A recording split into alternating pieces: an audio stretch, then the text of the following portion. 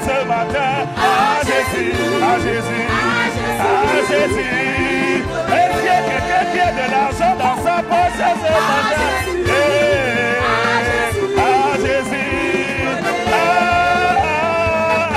Jésus, à Jésus. Ma louange c'est pour Jésus, ma louange c'est pour Jésus, Jésus. À Jésus, à Jésus. Mes remerciements sont pour Jésus, à Jésus, à Jésus, à Jésus. Mon adoration c'est pour Jésus, à Jésus, à Jésus. Yeah. Mes acclamations pour Jésus. Mes acclamations c'est pour Jésus. Moi c'est pour Jésus. C'est Jésus qui m'a réveillé, c'est Jésus qui m'a fait du bien, à Jésus, à Jésus, à Jésus. Yeah. Toute cette semaine, c'est lui qui m'a protégé, à Jésus, à Jésus, ah, laisse-moi danser pour mon Jésus, à Jésus, à Jésus, ah, laisse-moi sauter pour mon Jésus, à Jésus.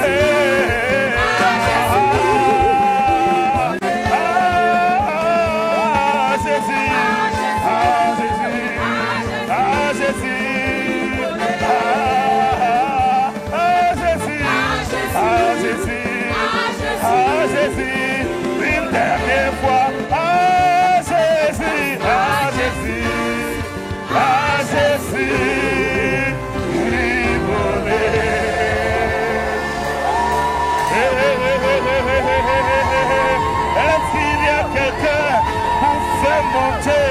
vers le trône de Jésus. Est-ce qu'il y a quelqu'un pour faire du bruit à Jésus ce matin? Est-ce qu'il y a quelqu'un à qui Jésus a fait du bien? Est-ce qu'il y a quelqu'un qui peut bouger? Est-ce qu'il y a quelqu'un qui peut tourner? Est-ce qu'il y a quelqu'un qui peut voir? C'est à Jésus, c'est à Jésus, c'est à Jésus, c'est à Jésus, c'est à Jésus, c'est à Jésus, c'est à Jésus. Oh, oh, oh, oh, oh, oh, oh. Est-ce qu'Agoué est là ce matin? Est-ce qu'Agoué est devant le trône? Est-ce qu'Agoué veut pousser, pousser, pousser? Rato Sankatelele, Ranto Kasamalama, Rekeketelele, parce que les ténèbres ont reculé, les ténèbres ont reculé, les ténèbres ont reculé, les ténèbres ont reculé. Est-ce que tu as vu les ténèbres reculer ce matin? Est-ce que tu as vu les ténèbres de ta vie? Aïe, aïe, aïe, aïe, aïe, aïe, aïe, aïe, aïe. Elles ont reculé, elles ont reculé, elles ont reculé, elles ont reculé, elles ont reculé. Elles reculent, reculent, reculent, reculent, reculent. Ta gloire est tangible dans ce lieu, ta gloire est tangible dans nos vies, ta gloire est tangible dans le quartier, ta gloire est tangible, oh Seigneur. Nous voulons acclamer ta gloire, nous voulons célébrer ta gloire, nous voulons élever ton nom. Ce matin, oh, reçois notre louange, reçois notre adoration, reçois, oh, notre excitation. C'est pour toi ce matin. Oh! Y a-t-il un peuple reconnaissant? Un peuple reconnaissant? Oh, exprime ta joie, exprime ta reconnaissance. Exprime-lui ton adoration. Hey! Rakoto Samaraba, Rekoto Sama, Alekeba. Oh, fais monter, fais monter, fais monter, fais monter vers lui ce matin. Oublie ton voisin pour un moment. Élève, élève, élève, élève, élève, élève, élève, élève. Shadabaraba, Rakoto Sarabara, Abarabo Sokotorobo, Emeketo Sama, Emarokata. Est-ce qu'il y a un peuple? Un peuple, un peuple, un peuple, un peuple, un peuple. Rakosaraba, Sieketeraba, Amakoso Saraba, Ayadoko Saraba, Adekatarabaraba, Arabo Saraba, ta gloire, ta gloire, ta gloire, ta gloire, ta gloire. Dis, elle est tangible, oh.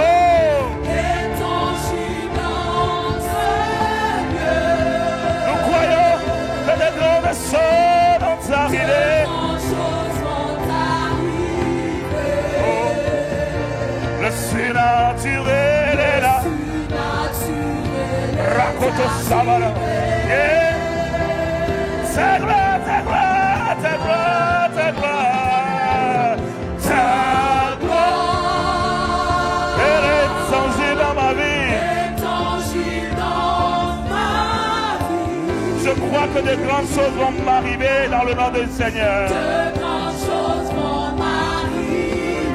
Oh, dans ma vie, le surnaturel est activé. Est activé. Ta gloire, ta gloire, ta gloire, ta gloire, ta gloire, ta gloire est tangible.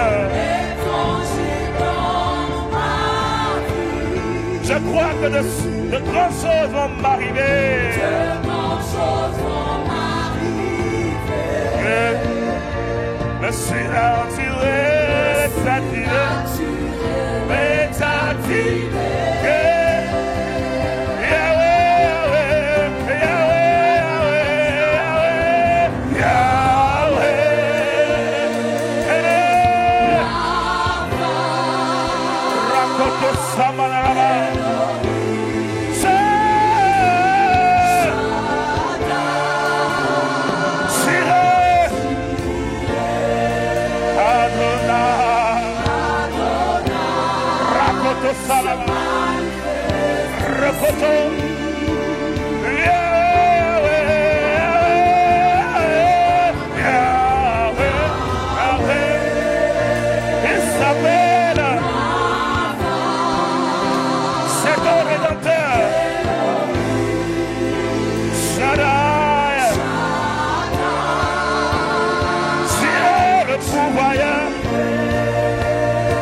Rakotora.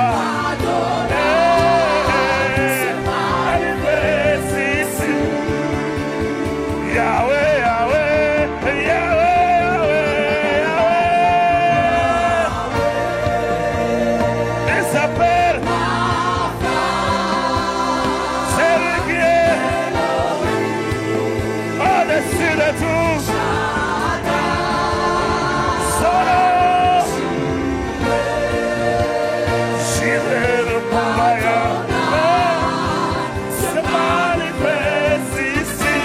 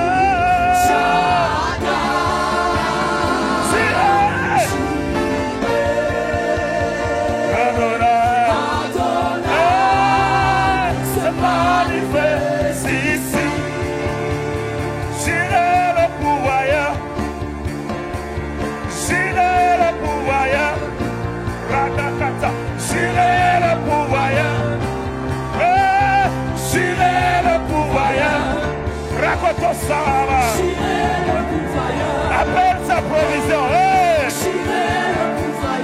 Appelle sa provision. Appelle sa provision. Appelle sa provision. Jireh mon pourvoyeur. Jireh mon pourvoyeur. Appelle sa provision. Jireh mon pourvoyeur. Il est Jireh mon pourvoyeur. Jireh mon pourvoyeur. Jireh mon pourvoyeur. Jireh mon pourvoyeur. Jireh mon pourvoyeur. Jireh mon pourvoyeur.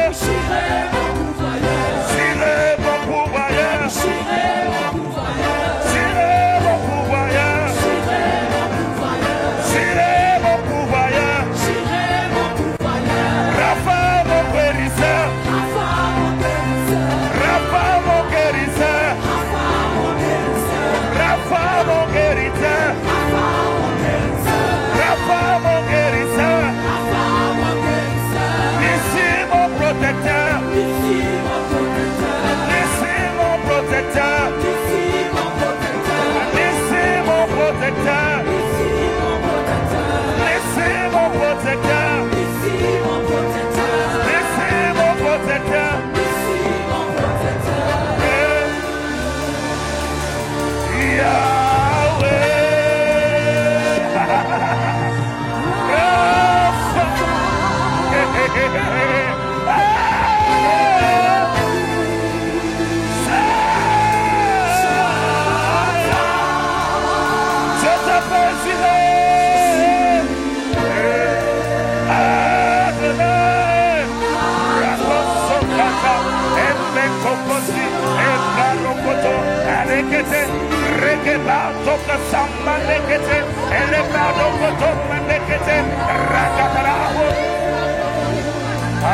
Que Saraba,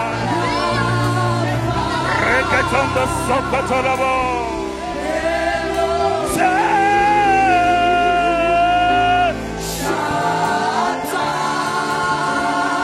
tu t'appelles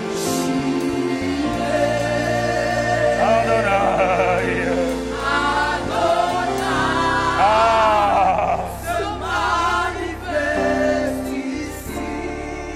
Élève la voix. En esprit ou en intelligence. Élève la voix.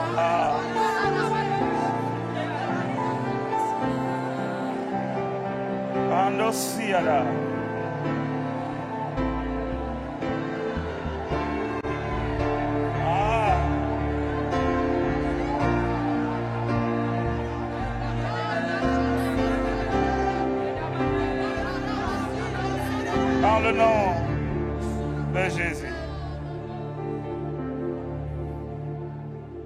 ce matin en ce lieu. En ce lieu qui n'est pas un lieu ordinaire. Parce que nous sommes devant ton trône de gloire. Andos itekabo kalita yada. Rokoto saka te prende gosiato. Randoka sa mankande gosiato kaba. Holoka ibrado sataba. Ekondo soka palita gatiata. Tu es élevé par tes œuvres. Selon qu'il est écrit dans la parole que Jésus fit des miracles et sa renommée fut accrue. Ta renommée s'accroît en ce lieu à cause des œuvres que tu y déploies dans le nom de Jésus. Et lorsque nous parlons de ce lieu, nous parlons de nos vies. Lorsque nous parlons de ce lieu, nous parlons de nos familles. Lorsque nous parlons de ce lieu, nous parlons de cette communauté. Tes œuvres s'accroissent. Tes œuvres se multiplient dans ce lieu. Des prodiges, des signes se multiplient en ce lieu. Le débordement, ça va être au niveau des prodiges, au niveau des signes, au niveau des miracles dans un premier temps. Le débordement va être provoqué par des signes. Et n'attendez pas ces signes de moi. Ça va venir de ta vie. Ça va couler à partir de ta vie. Ça va jaillir de toi. Dieu est sur le point de faire de nouvelles choses. Je te répète ça. Dieu est sur le point de faire de nouvelles choses. Il a dit dans sa parole, je vais faire de nouvelles choses. Ne les connaîtrez-vous pas? Ne le savez-vous pas?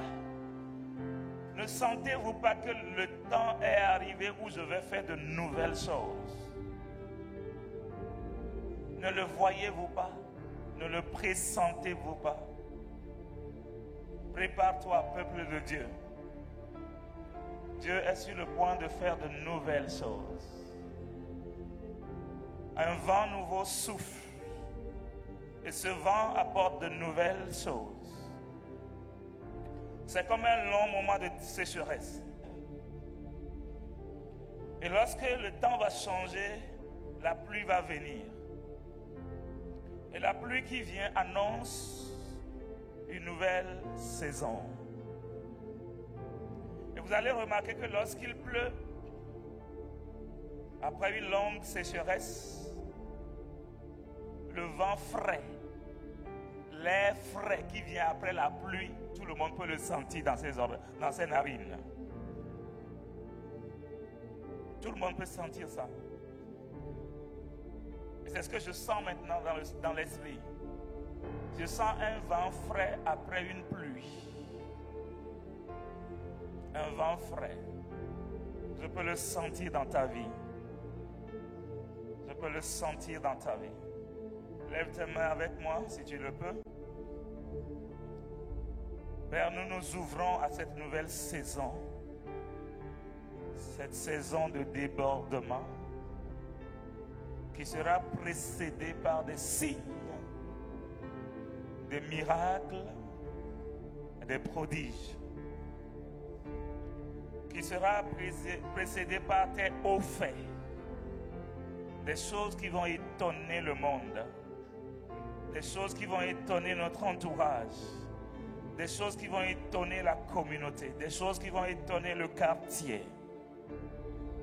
C'est ce que tu es sur le point de faire.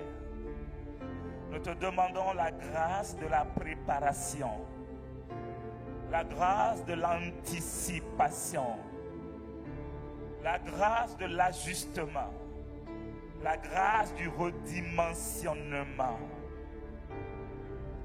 Rando soka palenda zia toka.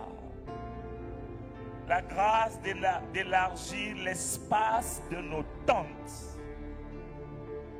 La grâce de changer de dimension. La grâce de refaire les cordages. Koto Sopa, quelqu'un ici doit refaire les cordages. Oh, quelqu'un ici doit redimensionner les choses. Je vois un nouveau cordage.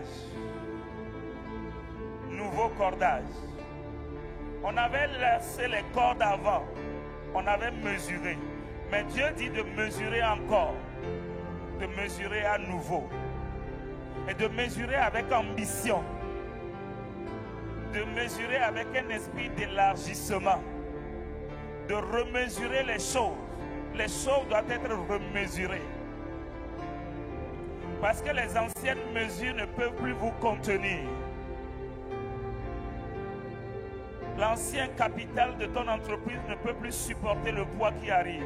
Augmente le capital. Le carnet d'adresse que tu as ne suffira plus. Augmente le carnet d'adresse. Va chercher de nouveaux amis. Va chercher de nouveaux clients. Va chercher de nouveaux fournisseurs. Va changer de boutique. Va changer de l'espace. Augmente l'espace. Change de saison parce que la saison a déjà changé. Je parle à quelqu'un. Change de saison parce que la saison elle-même a déjà changé. Réajuste-toi à la saison. Redimensionne-toi conformément à la saison. Parce qu'il te sera fait selon ta foi. Parce qu'il te sera fait selon ce que tu crois, selon ce que tu as vu dans ton esprit. Il te sera fait selon là où tu peux aller dans ta vision, dans tes rêves, dans les projets du Seigneur pour ta vie. Rantosi Adaba. Il y a un vent nouveau, un vent frais, très frais. Comme je vous l'ai expliqué tout à l'heure, il y a un vent nouveau. Olobo shati banda siata, okata sapranto kaza, elegeyada basi yandokosa, amanto sakaba aya. Je dis des mystères. Rokoto samandaha. Lekoto sa mata hainteke sato kaba helemondoga hayasita kaba. J'appelle les choses qui n'existent pas à l'existence. Rokoto zamandaga lokabe yendegesiata.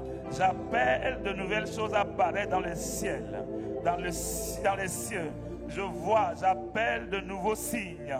De nouveaux signes, de nouveaux signes. Rentre dans ton ciel, dans le ciel de ta famille. J'appelle la pluie, j'appelle les nuages. J'appelle le rassemblement des nuages, l'amoncellement des nuages au même endroit pour donner de la concentration. Que tes actions ne soient plus éparpillées. Rato sopal legen nagasiata. Hallo kayada siyama. J'appelle le rassemblement des nuages. Si les nuages sont petits et éparpillés, ça ne peut pas donner une pluie consistante. Alors j'appelle que les nuages se rassemblent ensemble, que les ossements desséchés se collent l'un à l'autre. Os desséchés, rapprochez-vous, rapprochez-vous, rapprochez-vous. J'appelle les partenaires éparpillés à se mettre ensemble. J'appelle les destinées qui doivent fonctionner ensemble à se mettre ensemble. J'appelle les destinées divines sous forme d'association. Les gens qui doivent s'associer ensemble. J'appelle tes associés. Je les appelle de loin. Je les appelle de loin. J'appelle tes associés de loin. Rabo Sakala, Hemindaka. J'appelle tes aides de destinée de loin. Rekozo Malim Madagazapa. J'appelle de nouvelles choses. J'appelle de nouveaux investissements. J'appelle. Roto Saba. J'appelle un mouvement. Un mouvement des eaux desséchées. Lokoto Samantaka. C'est la saison du rassemblement. C'est la saison des partenariats. C'est la saison des regroupements. C'est la saison des associations. Parce que la Bible dit que un seul peut chasser 1000, mais que 2 vont chasser 10 000. 2 vont voir leurs résultats se multiplier par 10. Un chasse 1000, mais 2 vont chasser 10 000. J'appelle 2. Je n'appelle plus 1. Je vais dans la dimension de 2. J'appelle 2. Minimum 2. Minimum le double. J'appelle le double. Rasadaba. Elimondo Sakata. Ayasipre Kotosa. Ayasomarata. Kosa. Merci Seigneur. Esprit de Jésus. Merci pour ton ministère. Merci pour ta présence. Merci pour ce mois de juillet qui marque la 2e partie de l'année. J'appelle ce matin tout ce qui a été en retard pendant la première partie de l'année. Quand je dis j'appelle, ça veut dire je l'appelle à se présenter. Quand on appelle quelqu'un en classe, on répond comment? On répond présent. Quand on fait appel, quand on appelle ton nom, tu réponds présent. Alors quand j'appelle les circonstances, je demande que les circonstances se présentent dans ta vie. Qu'elles répondent présent dans ta vie. Amen. J'appelle la saison de mariage. Que le mariage se présente dans ta vie. J'appelle la saison de la prospérité. Que la prospérité se présente dans ta vie. J'appelle la saison d'une nouvelle dimension. Que la nouvelle dimension se présente dans ta vie. J'appelle la saison de la manifestation de Christ. Qu'elle se présente dans ta vie. J'appelle la saison de l'élargissement. Que l'élargissement se présente dans ta vie. J'appelle la saison de nouveaux cordages. Que cela se présente dans ta vie. J'appelle la saison de nouveaux projets. Que les nouveaux projets répondent présents dans ta vie. J'appelle la saison de nouvelles fleurs. Que les nouvelles fleurs répondent présents dans ta vie.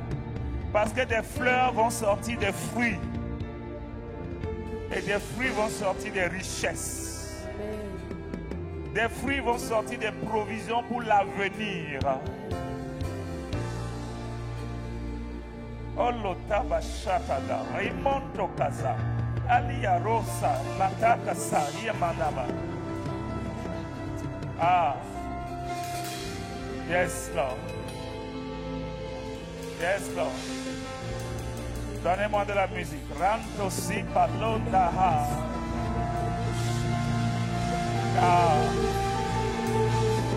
Merci, Seigneur. Mouvement du Saint-Esprit. Mouvement du Saint-Esprit.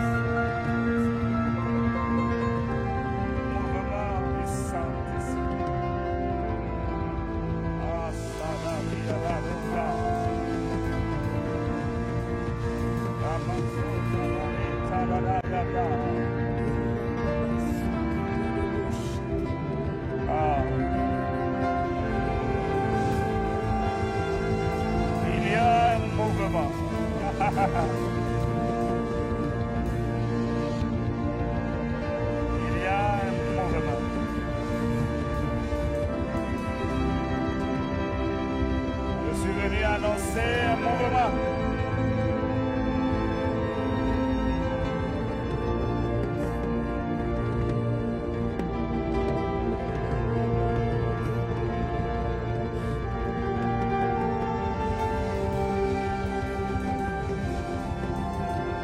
Un mouvement.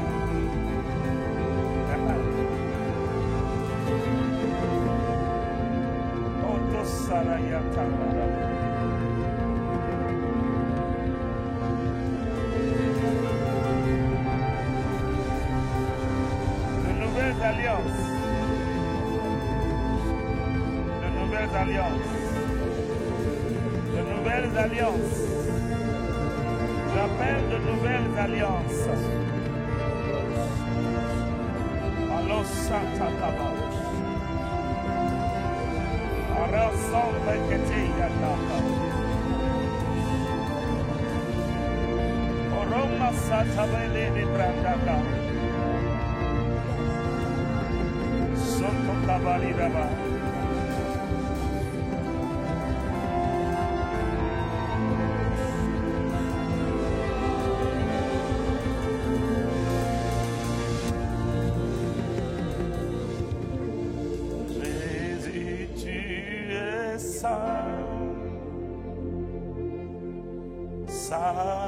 Saint,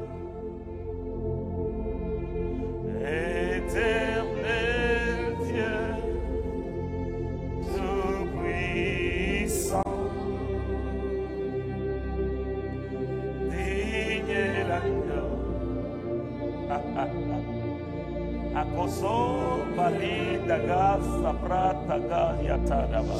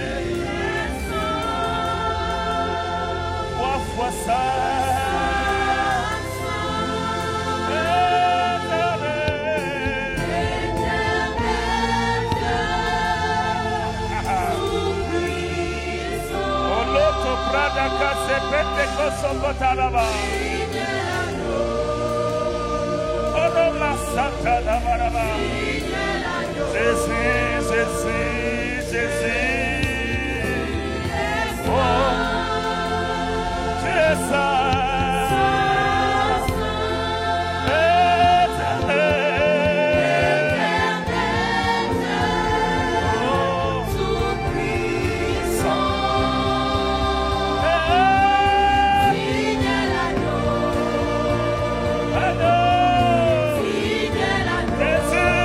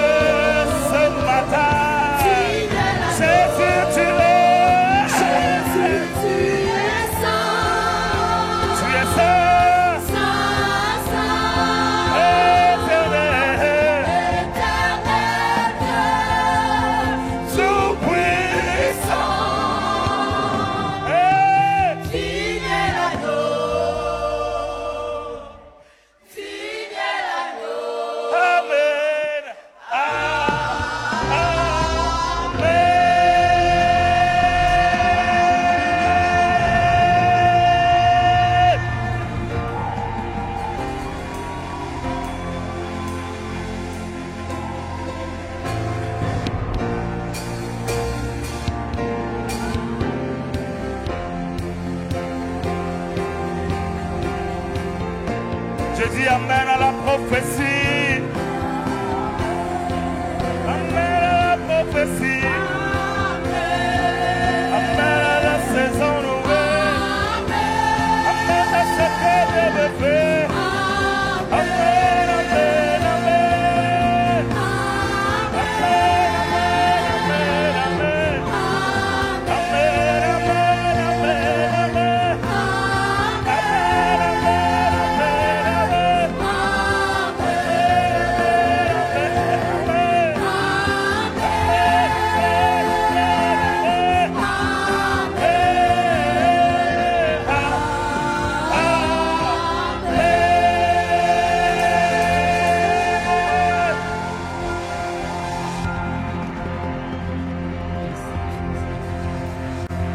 Fais monter.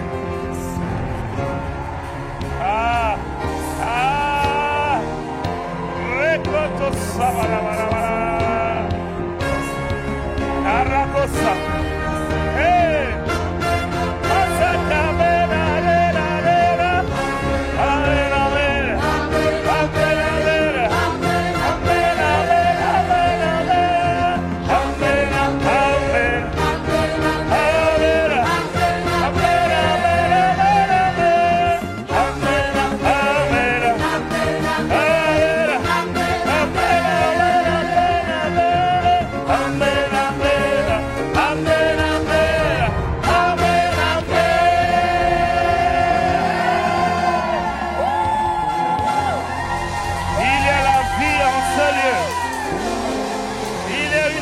Débordante en ce lieu. Il y a abondance, abondance, abondance, abondance de vie. Les kotos savariara. Et même les kotos sobalaria. Et que te samarokosa.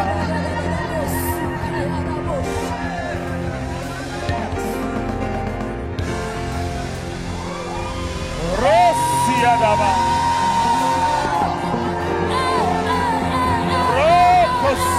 Medeka. Oro brandagas de getea. Oro repete caso gatava. Anemos sotagaba. Olo dabayaza. Arrasa toka bainda. Aita somata.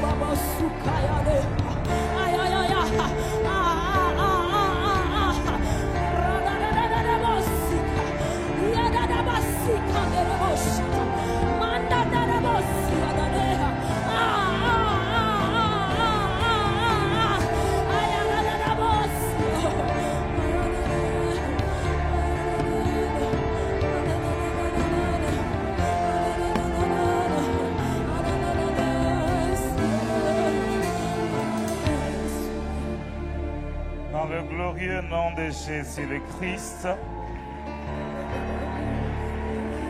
nous avons reçu, nous avons téléchargé et nous avons manifesté. Asonda kaba, eleketeo sabra. Yes.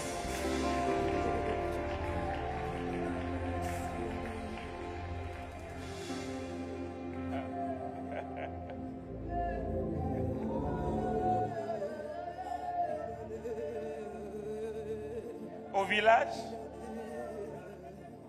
pour ceux qui ont fait faire le village dans le temps, quand tu rencontres celui qu'on appelle entre guillemets un gongonneur, tu marches, tu le rencontres, il vient de la maison du chef, qu'est-ce que tu déduis? Il a un message à aller annoncer. Je vais parler en parabole. D'accord? J'ai vu un gongonneur sorti du trône.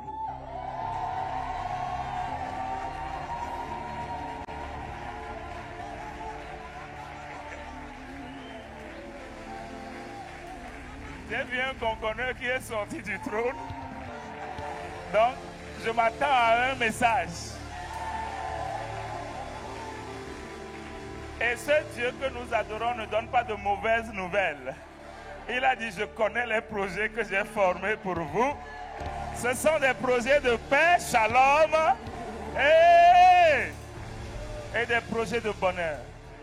Donc je m'attends à un message de bonheur, je m'attends à un message de paix, je m'attends à un message de shalom. Mais j'ai vu un gongonneur sorti, je l'ai rencontré.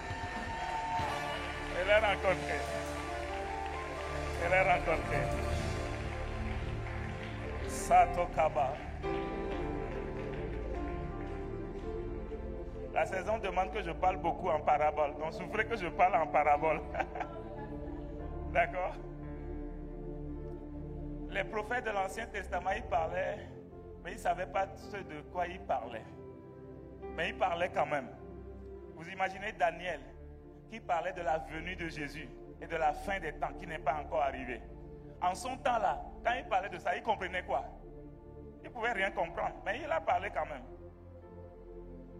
J'étais étudiant, et puis un jour j'ai vu une sœur. Je l'ai dit dimanche passé au deuxième culte. On arrive chez elle, je vois sur son portail Adoulam. C'était lundi, j'expliquais ça. J'étais étudiant, ça fait combien d'années? 20 quelques, hein, ça fait plus de 20 ans que j'ai vu ça. Et puis je lui ai dit, je vois sur votre portail qu'on a écrit Adoulam.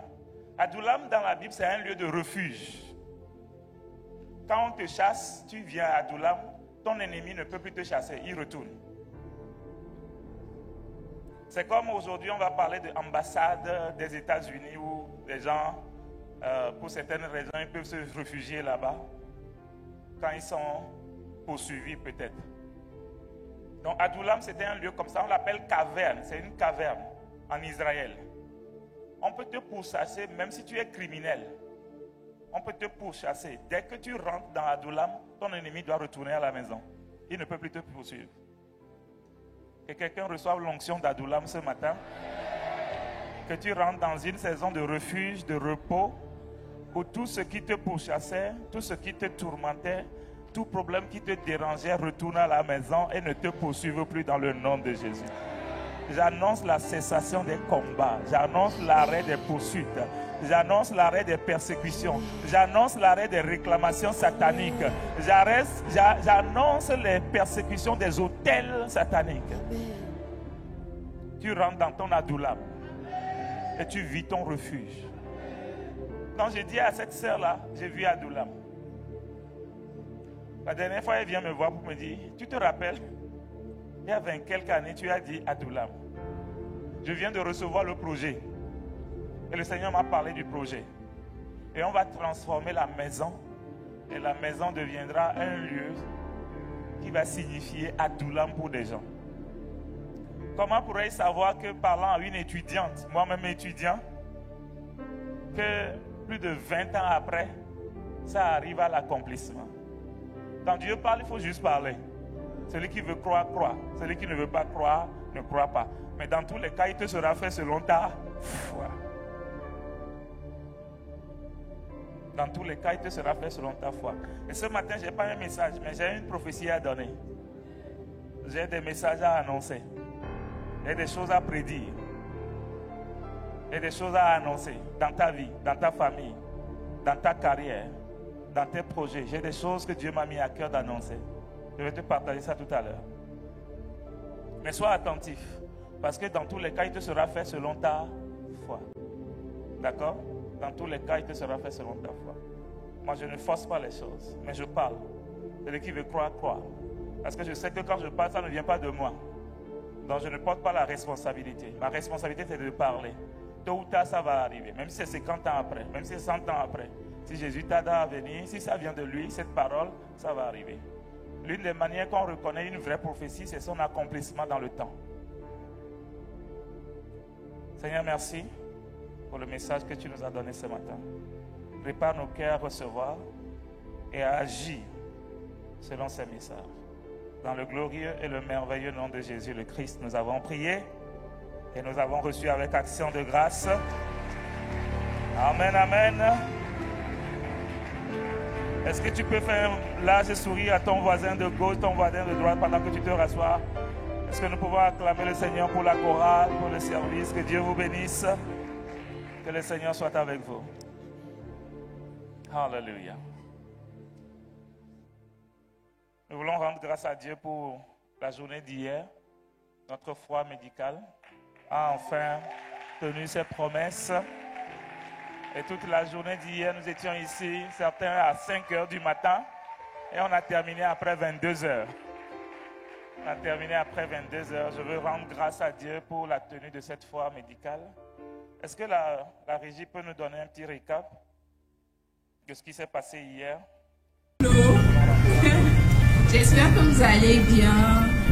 Bienvenue à Impassion Critique.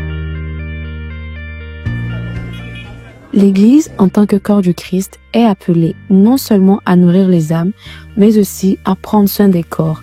Car il est écrit, « Je souhaite que tu prospères à tout égard et sois en bonne santé comme prospère l'état de ton âme. » Ce samedi, l'Église a vécu une journée pas comme les autres. Une journée marquée par l'amour, le service et la compassion. Une journée où les portes de la foi se sont ouvertes pour accueillir la science et la santé.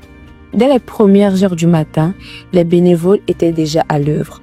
Tentes montées, chaises disposées, matériel installé, chacun à son poste, animé par une seule mission, servir. Nous avons eu l'honneur de recevoir les autorités pour cette ouverture officielle. Bonjour à tous. Bientôt, et surtout l'engagement que vous avez pris pour la cause de la population d'Aguanébé, pour multiplier vos efforts et que vos missions qui vous sont enseignées soient atteintes. Place à l'action.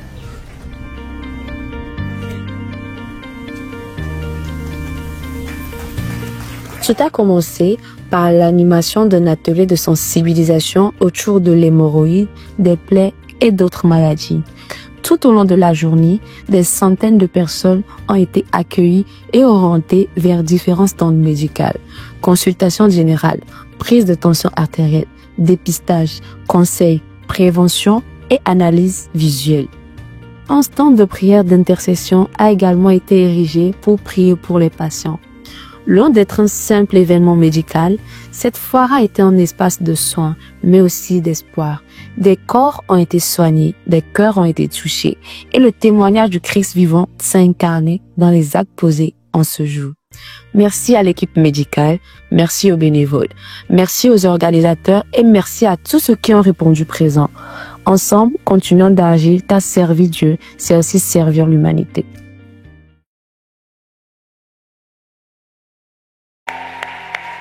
Nous pouvons apprécier le Seigneur pour la vie de nos frères et sœurs, le personnel médical, les stars, toute l'Église. Est-ce que nous pouvons apprécier le Seigneur pour ce qu'il fait au milieu de nous?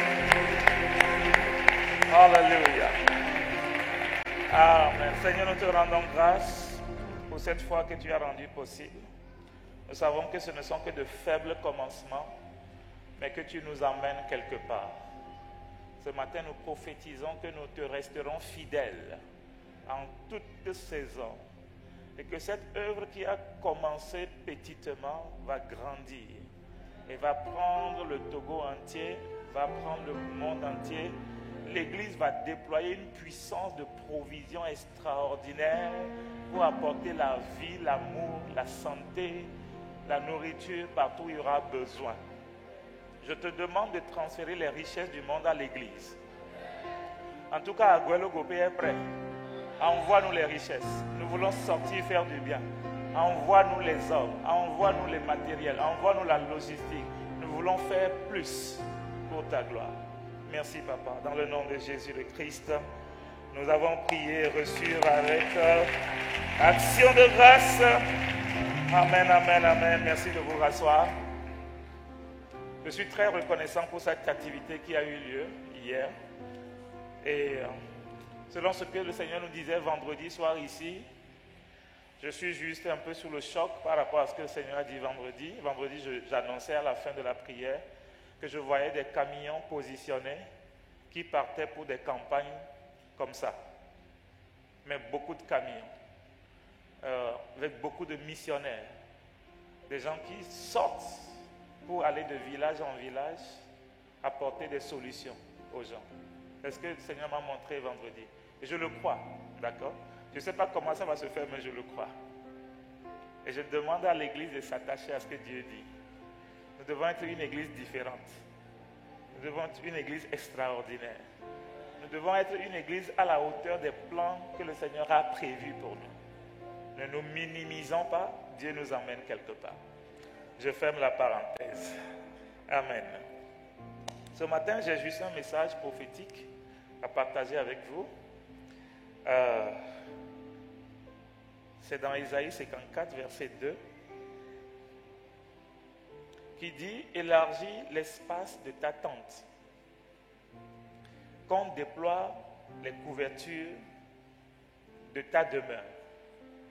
Ne retiens pas, allonge tes cordages et affermis tes pieux. » Je relis dans la version second 21. Agrandis l'espace de ta tente, qu'on déplie les toiles qui te servent d'habitation. N'en retiens rien. Allonge tes cordages et renforce tes piquets. Ce message est une prophétie que Dieu a donnée à son peuple, à Jérusalem, dans le temps. D'accord? Quand vous remontez en haut, cette parole s'adressait à Jérusalem dans le temps. Jérusalem, c'est la capitale d'Israël. Et Dieu adressait la parole à Jérusalem, en nommant Jérusalem. Mais laisse-moi te dire que lorsqu'on s'adresse à une capitale, même jusqu'à aujourd'hui, on ne s'adresse pas aux arbres de la capitale, aux immeubles de la capitale. On s'adresse aux habitants.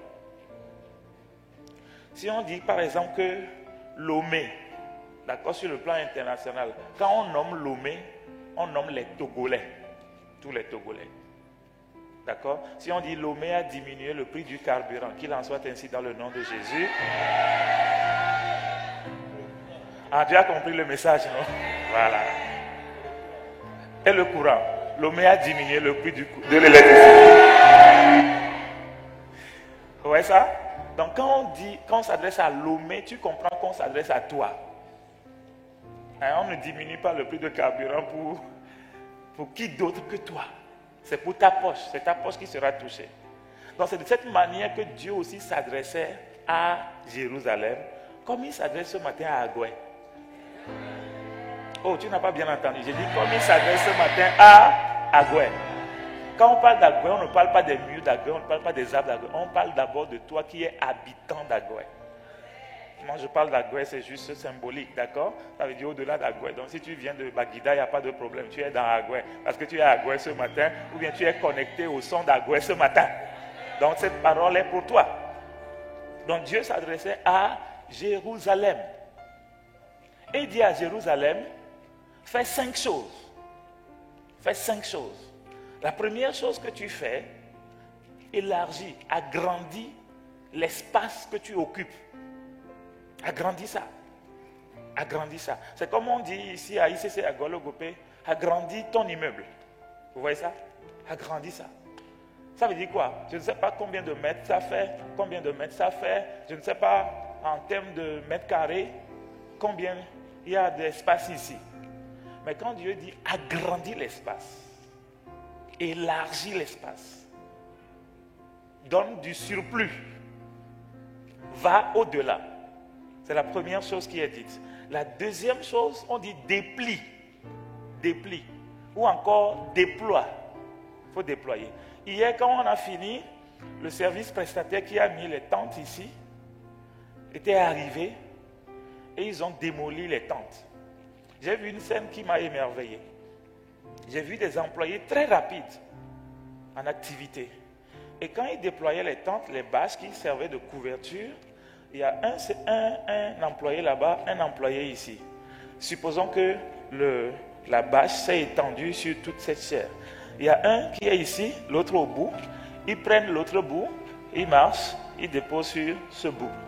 Ils reprennent ensemble, ils déposent, ils reprennent ensemble, ils déposent, après ils font comme ça, et puis c'est comme ça, on plie. J'ai aimé ça, chaîne de travail. Travail avec intelligence. En faisant ça, il était en train de plier les bâches. D'accord? Mais dans le contexte, on dit quoi? Déplie. Les deux sont des messages différents. Quand quelqu'un plie les bâches, c'est un message. C'est quel type de message? Je pars. Ça peut vouloir dire et nous on balaye nous. Il y a poté à banc. D'accord? Cette saison est finie. Allons ailleurs peut-être. Maintenant, quand on te dit déplie, ne plie pas, déplie, ça veut dire quoi? C'est aussi un message. Ça peut être quel message par exemple? Il y a une nouvelle installation à faire. Il y a une nouvelle saison. Il y a de nouvelles choses à mettre en place. Et donc maintenant, il y a du business qui arrive. Déplie ça, déplie ça. Parce qu'il y a quelque chose de nouveau qui arrive. Il y a du business. Déplie ça. Ça veut dire aussi prépare un endroit. C'est la deuxième chose que Dieu leur dit. La première chose, j'ai dit que c'est quoi? Élargis. Deuxième chose, c'est tu avais plié, maintenant déplie. Quelqu'un me suit bien, il faut bien me suivre. J'explique pour que après tu comprennes la prophétie. 1. Jusque là où tu es arrivé, tu es confiné. Tu étais dans un espace donné. Tu es dans 2 mètres carrés. D'accord? Tu es sur un lot. Tu es sur 1 hectare. Tu as une entreprise de 1 million de capital. Et puis tu as une entreprise de chiffre d'affaires de 10 millions par mois. Peu importe. Mais imagine un peu ton niveau d'activité, ton niveau de projet, ton niveau d'exercice. Et Dieu te dit, première chose, élargis ça. Quel message ça peut vouloir te donner? Il y a de nouvelles choses qui arrivent. Et là où tu es ne peut plus contenir ça. Il faut que tu élargisses. Deuxième message, Dieu leur dit, je parle à quelqu'un, note bien, Dieu leur dit, déplie. Tout ce que tu as plié là, fais le mouvement contraire. Tout ce que tu as rangé là, je vais utiliser le mot pour te déranger. Dérange ça. Tu as rangé ça, non? Je mets au début. Dérange ça. Tu as trop gardé les choses au calme. Tu es trop resté dans une zone de confort. Tu es resté croisé comme ça. Et dit non. Déplie ça. Va dans ta garde-robe. Il y a des habits que tu as pliés, ça fait longtemps. Déplie ça. Oh non, maman. Il y a des pagnes, on a plié. On a mis ça où? Vous connaissez les formes de... comment on appelle ça? D'accord. Elle a plié ça dedans. Et si Dieu dit à cette femme, va déplier ton pagne, ça veut dire quoi? À Zambanin.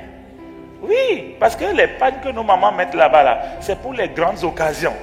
Et si Dieu dit à cette maman, va déplier tes meilleurs habits, ça veut dire quoi? La fête arrive. Prépare-toi pour la fête. Il y a de grandes occasions qui arrivent. Il y a de grandes célébrations qui arrivent. Va déplier tes meilleurs habits que tu as pliés. Ça fait longtemps.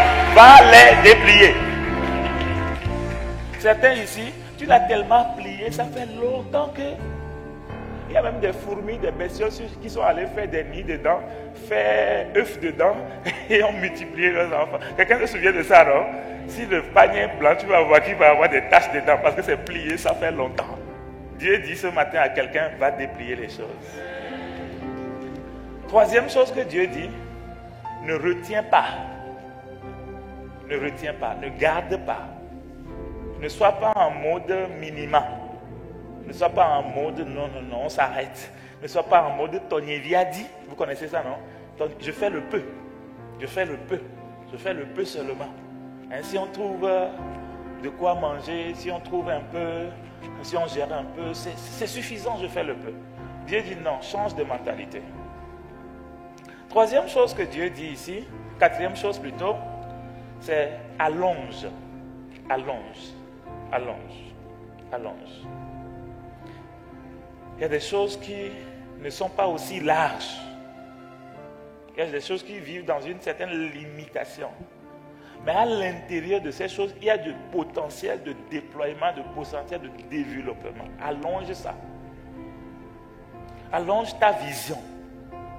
On peut faire mieux. Vois là où on peut arriver qui est beaucoup mieux que là où on est aujourd'hui. Allonge les choses. Allonge. Allonge, je dis aussi, dans un certain cas, tu vas accueillir d'autres personnes avec toi. Vous voyez ça? Quand on va à la plage pour faire pique-nique, tu as pris ton pagne, tu as mis ça un peu. Et quelqu'un vient dit, allonge ton pagne. Ça veut dire quoi? Je vais te tenir compagnie. Oh, je peux parler à un célibataire ce matin? Allonge, parce qu'il y a quelqu'un qui vient s'asseoir à côté. Allonge ton caractère. Allonge tes choses. Allonge ta vision. Je parle à un célibataire, j'ai dit allonge. Parce que quelqu'un doit venir s'asseoir à côté de toi. Allonge les choses. Ne fais plus les choses moi. Pense aux choses nous.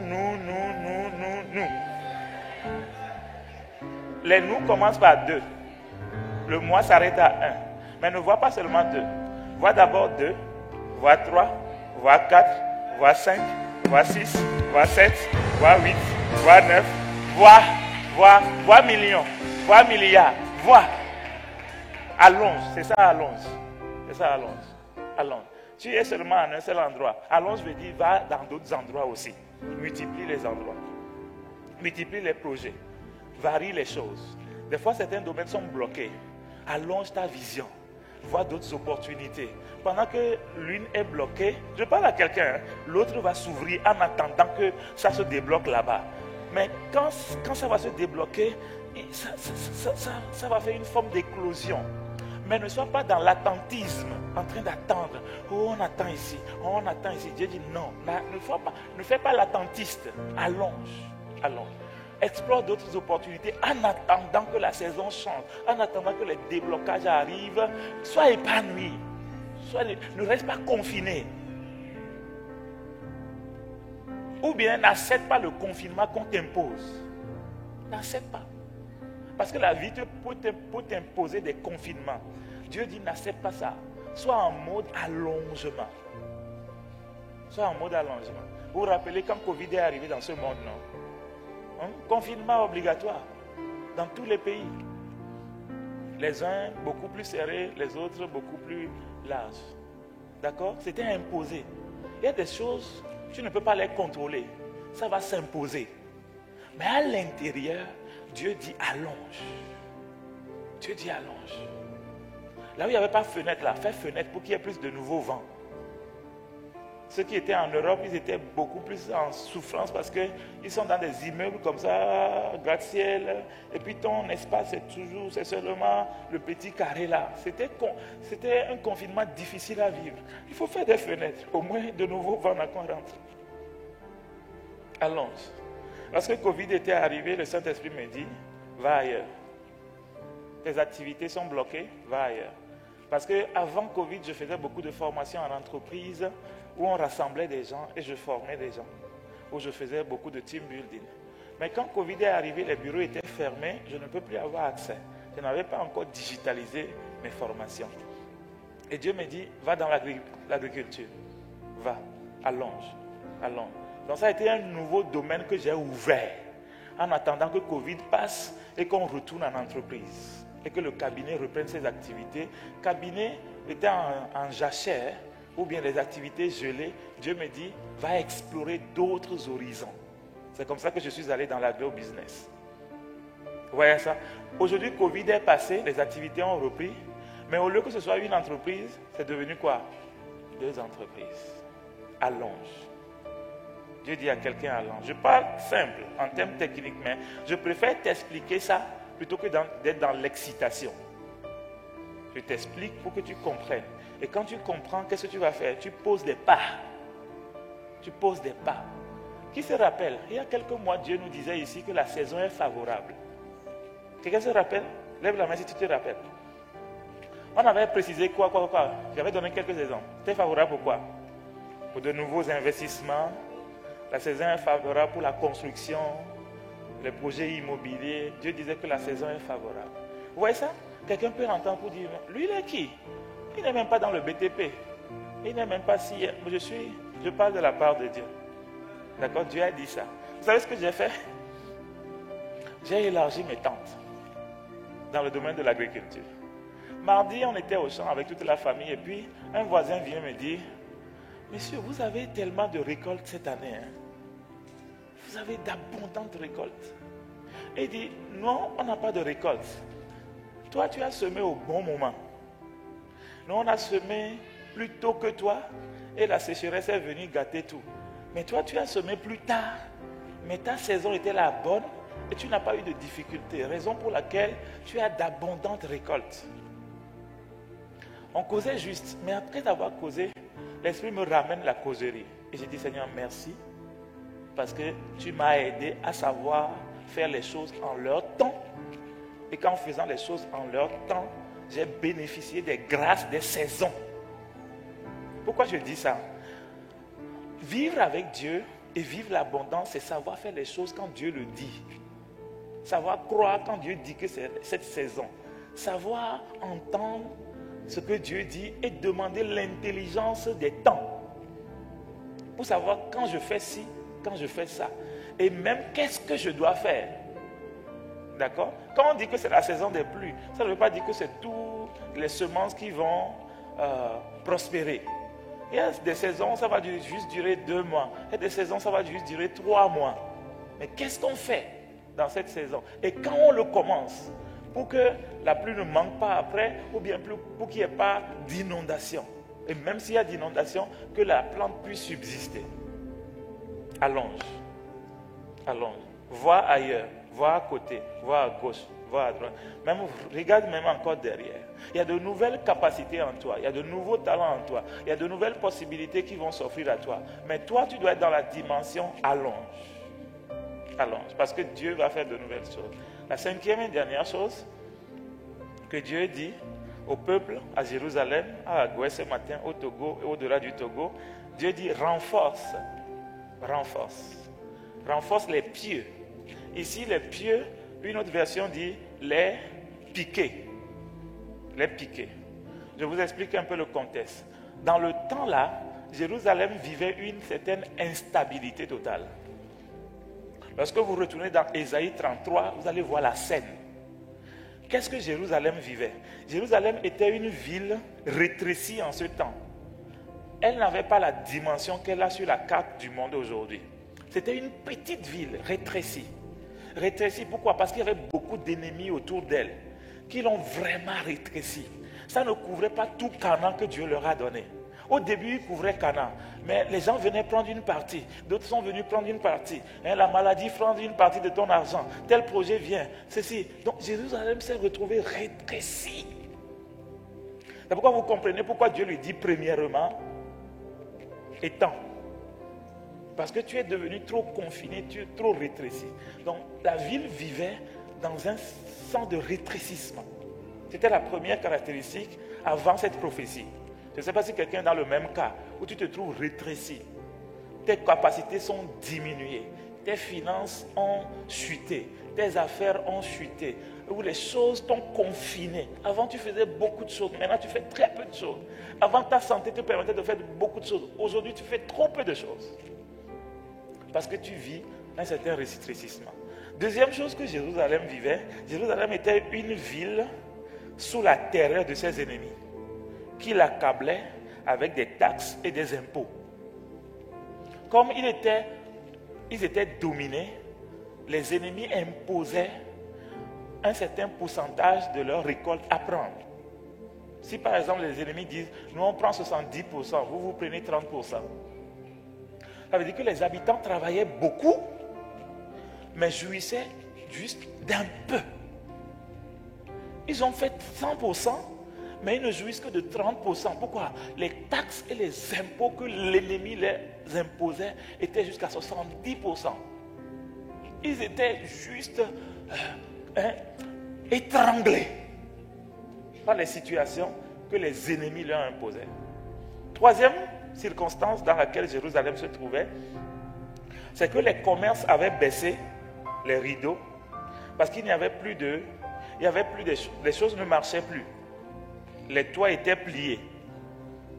D'accord, ils avaient de grandes tentes. Mais ceux qui avaient des tentes, qui n'avaient plus d'activité, ils étaient obligés de plier. Vous voyez, quand Dieu parle de faire de manière imagée. Ça dépend des circonstances dans lesquelles les personnes sont avant que Dieu ne parle. Dieu parle toujours en utilisant les contextes et les concepts de notre temps. Donc, à Jérusalem, en ce temps-là, comme c'était une ville instable, les habitations étaient sous forme de tentes. Sous forme de tentes. Et comme les choses ne prospéraient pas, beaucoup ont quitté la ville. Donc, imaginez une famille de 7 personnes. 5 sont partis, 2 sont restés. Ils réajustaient les tentes à cause de 2 personnes. Ils diminuaient l'espace. Chaque maison diminuait son espace parce qu'il y a eu de l'exode. Et puis, donc, il y a certains bâches qui étaient aussi pliées. Parce que le commerce a été fermé, les activités ne marchent plus. Une autre chose qui caractérisait Jérusalem dans ce temps, c'était que les projets étaient à l'arrêt. Tous les gros projets, les grands projets, les infrastructures, tout ce qu'ils ont démarré était arrêté. Et c'est ça que Dieu a vu dans Ésaïe 33. Maintenant, nous sommes dans Ésaïe 54. Dieu vient dire à ce peuple-là, qui vivait dans ces conditions d'étroitesse, qui vivait dans ces conditions d'arrêt de projet, qui vivait dans ces conditions d'exode, qui vivait dans ces conditions de fermeture, d'activité, qui vivait dans ces conditions de dette. Dieu vient dire à ce peuple, pendant que rien n'a changé autour d'eux, ils vivaient dans la même condition. Chaque fois que Dieu va vouloir faire quelque chose dans ta vie, il va t'envoyer une parole d'abord. C'est comme ça que Dieu agit. S'il ne t'envoie pas une parole, il ne t'enverra pas la bénédiction de manière matérielle ou de manière palpable. Dieu va t'envoyer d'abord une parole. Et c'est ta réaction face à la parole qui va déclencher le reste. Donc dans les mêmes circonstances, rien n'a changé. Dieu leur envoie une parole. Une parole qui peut sembler paradoxale. Pourquoi? On a diminué, les choses ne marchent plus. Et Dieu lui vient dire, élargis. Oh! C'est comme tu as loué une boutique. Et tu fais des activités qui ne marchent pas. Et Dieu dit, loue 2 autres boutiques en plus de la première. Aïe! Ça c'est paradoxal. La première ne marche pas. Seigneur, je vais utiliser l'argent pour louer une deuxième, pour louer une troisième. Je vais payer 3 loyers. Quand je n'arrive pas à payer le premier loyer, comment tu peux me dire ça? Et la plupart du temps, c'est dans des contrastes comme ça que Dieu nous parle. Il te parle des choses que tu n'as pas vues. Il te parle des choses qui n'existent pas. Il te parle des choses que mathématiquement parlant, c'est irréalisable. Si tu le faisais, les gens vont dire, tu es fou. Comment tu as une boutique, tu n'arrives pas à payer le loyer? Tu dis au propriétaire, je veux prendre un deuxième, je veux prendre... Le propriétaire va te chasser en même temps. Parce qu'il va dire que tu as 9 mois d'arriéré. Que tu ne paies pas et tu viens, tu es fou. Et d'ailleurs, j'étais patient jusqu'à maintenant. Sors de ma boutique. Sors de ma boutique. Parce qu'on dirait que Miacho Tito a mis dans ta main. On dirait que vous les chrétiens, là, vous ne réfléchissez pas. Vous savez, un homme de foi, des fois, peut paraître comme un fou. Parce que la foi, c'est de la folie pour ce monde. Quand tu as foi à Dieu, quand tu agis selon ce que Dieu te dit, tu vas paraître fou. Tu vas paraître fou. Mais il faut que tu t'accroches à la prophétie, même si tout le monde dit que tu es fou. Il faut que tu saches t'accrocher à ce que Dieu dit. Même si la nature, les circonstances disent le contraire. Donc c'est dans cet état-là de Jérusalem que Dieu leur dit, étends. Oh, on va s'étendre dans ça. Dieu dit, déplie. Déplie. Déplie. Déplie. Déplie les tentes. Déplie les bâches. Déplie. Déplie. Qu'est-ce qui arrive? Dieu dit déplie. Dieu dit déplie. Moi je suis Gapola, hein. J'annonce seulement. Il ne faut pas me demander comment ça va s'accomplir. Mais il faut que j'annonce. Si je n'annonce pas, ça ne va pas arriver. Il faut que j'annonce. Maintenant celui qui va croire, ça va lui arriver. Et Dieu dit ne retiens pas. Dans ne retiens pas, dans d'autres versions, quand j'ai lu ça, la Bible traduit ça. Ne dépense pas moins, dépense plus. Oh, ça aussi c'est paradoxal. Ça aussi c'est de la folie. Tu as peu d'argent. Tu n'en as pas beaucoup. Et Dieu dit ne retiens pas les dépenses. Oh, ça veut dire quoi? Ne retiens pas les dépenses. Tu es fou. Le peu qui est là, ça ne marche même plus. Au lieu de prendre ça un peu. On te dit dépense beaucoup. Entre parenthèses pour quelqu'un, on ne parle pas ici de dépenses de consommation. Oui, il faut que je précise. Oui, il faut que je précise. Quand on te dit d'acheter de nouveaux terrains, est-ce que c'est dépenses de consommation? Quand on te dit de faire encore le cordage, tu as fait 5 mètres. Tu as dit, ton Olivier a dit, chambre salon, c'est bon. Dieu dit non, maintenant imagine une villa de 4 chambres salon avec cour et piscine derrière. Tu vois un peu? Oui. Ah, c'est ça ce que Dieu dit. C'est ça ce que Dieu dit. C'est ça ce que Dieu dit. Donc ça va occasionner des dépenses. Je dis non, moi je n'ai que 10 millions. Je vais faire un peu pour qu'on habite dans la chambre salon.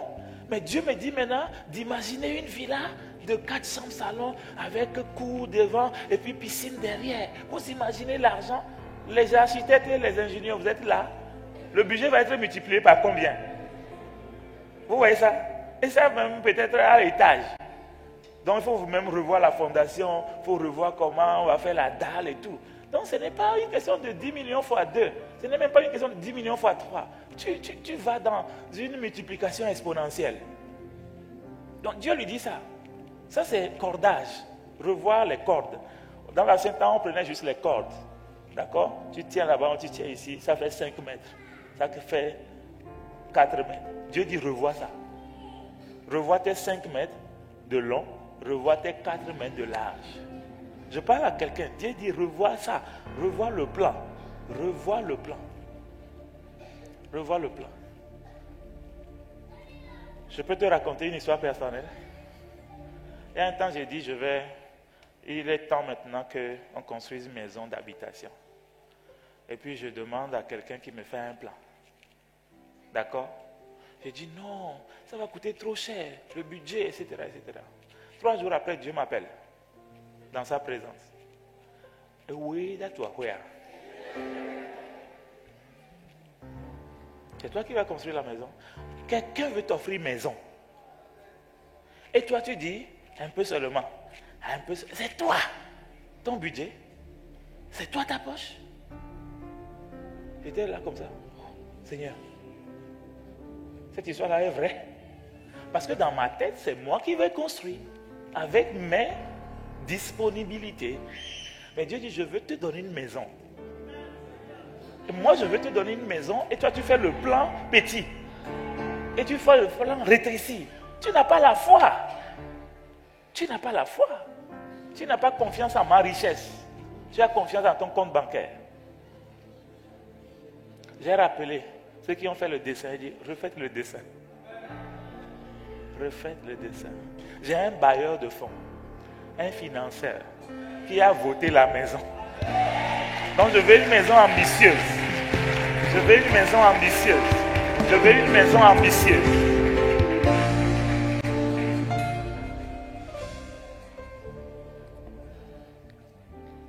Est-ce que je parle à quelqu'un ce matin de la part du Seigneur? et qu'il y ait un shifting dans ta mentalité. Dieu veut un changement dans ta mentalité.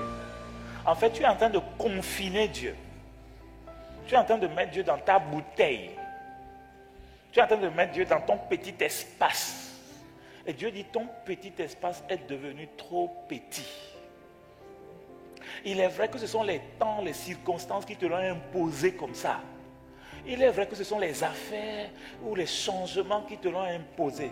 Mais je t'annonce que la saison va changer et que de nouvelles choses vont arriver. Donc ne fais pas les choses par rapport à ton passé et ton présent. Ne fais même pas les choses par rapport à ton futur que tu as imaginé. Fais les choses par rapport à mon futur que j'ai prévu pour toi. Il y a deux futurs. Ton futur prévu, mais le futur que Dieu aussi a prévu pour toi.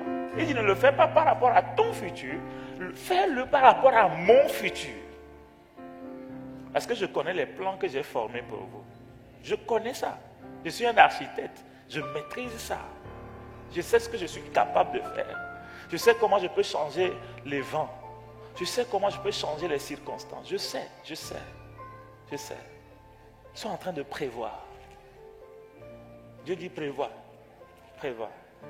Dieu dit prévoir selon sa capacité. Je parle encore à quelqu'un. Dieu te dit ce matin, prévoir selon lui. Ne pense pas aux échecs passés. Ne pense pas aux limitations passées. Tu dois te faire une nouvelle vision. Je finis par cette histoire dans 1 Roi 17, versets 7 à 16. C'était l'histoire de Élie avec une veuve. On ne nous a pas donné le nom de la veuve, mais on nous a donné la ville de la veuve. Ce n'est pas Aguelogopé. D'accord? La ville s'appelle Sarepta. Mais ça peut s'apparenter aussi à Aguelogopé, à Aguefiovi, à Aguelegbasito, à Agueleo 2000. Donc peu importe de quelle ville tu viens, Dieu s'adresse à une femme et une veuve dont le papa est parti, elle a des enfants à charge, les activités ne marchaient plus. C'était un peu la condition de la veuve. Et les choses s'amenuisaient au point où la veuve a un dernier stock à manger. Et elle a prévu même que quand on va manger ça, on va s'attendre à la mort. Toi aussi, tu as déjà fait ce niveau-là. Donc tu es heureux. Oh, je dis tu es heureux là. Je te parle ici d'une veuve. Elle a vécu des successions de malheurs. Des choses qui l'ont tellement engouffrée. D'accord? Au point où elle est arrivée à son dernier stock d'eau et de farine. Et au bide. D'accord? C'est ça tout ce qui lui reste. Et il y a l'enfant, il y a elle-même. Elle dit au prophète, j'ai prévu ça pour qu'on mange ça, après on va mourir. Elle a prévu la mort. Elle n'a pas seulement fermé les boutiques, elle n'a pas seulement fermé les projets, elle a fermé tout. Verset 12. Et elle répondit, l'Éternel ton Dieu est vivant. Je n'ai rien de cuit. Ça veut dire je n'ai rien de préparé. Je n'ai qu'une poignée de farine dans un pot. Suis bien, c'est une poignée, ce n'est pas dans beaucoup de pots, c'est un seul pot, le dernier pot. Et un peu d'huile. Tout est petit ici. Un peu d'huile dans une cruche. Ça veut dire qu'il y a beaucoup de cruches, mais la dernière cruche. Parce que quand on dit une au lieu de la cruche, ça veut dire qu'il y a plusieurs cruches. Et voici, je ramasse 2 morceaux de bois. La dame là est terrible. Elle dit les choses seulement petit. Je ramasse combien de morceaux de bois?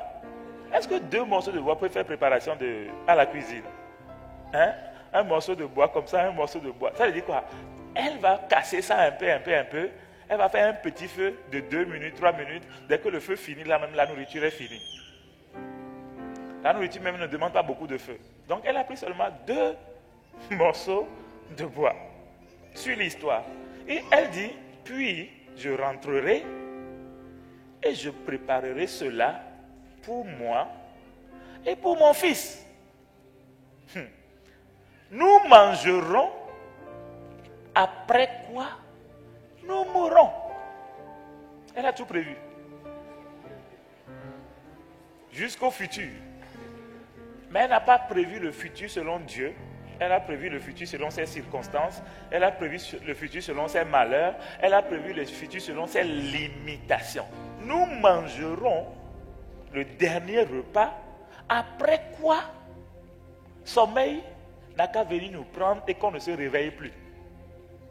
Si c'est un dîner, ça veut dire que demain matin, elle ne s'attend même pas à se réveiller. D'accord? C'était son plan. Suis-moi, suis avec moi. Verset 13. Élie, qui est le prophète, l'homme de Dieu, lui dit, ne crains point. Comme je dis à quelqu'un ce matin, ne crains point. Deuxième chose qu'Élie lui dit, rentre. Fais comme tu as dit. Élie n'est pas contre le fait de faire le repas. Dieu n'est pas contre le fait de manger et de bien manger. Va, rentre, mange. D'accord? Va, rentre et mange. Donc Élie lui dit, fais ça. Comme tu as dit là, que tu vas préparer le dernier repas. Un bon dernier repas. Fais ça. Seulement, vous voyez ça? À une seule condition, ou bien quelque chose qui doit changer. Là, voici. Prépare-moi d'abord. Oh, abus. Le prophète fait abus. Le pasteur fait abus. C'est ce qu'on dira aujourd'hui, non? Tu n'as même pas peur de la pauvre veuve. Tu n'as même pas pitié de la pauvre veuve. Toi, un homme de Dieu comme ça, tu as ta maison, tu as tes choses, mais tu fais encore abus. Ah oh, on peut faire ça? Monsieur le prophète, monsieur le pasteur, monsieur l'apôtre, est-ce qu'on peut faire ça? Des fois, certaines choses que Dieu va vous demander ne seront pas logiques, ne seront pas raisonnables. D'accord? Ne sera pas logique, ne sera pas raisonnable.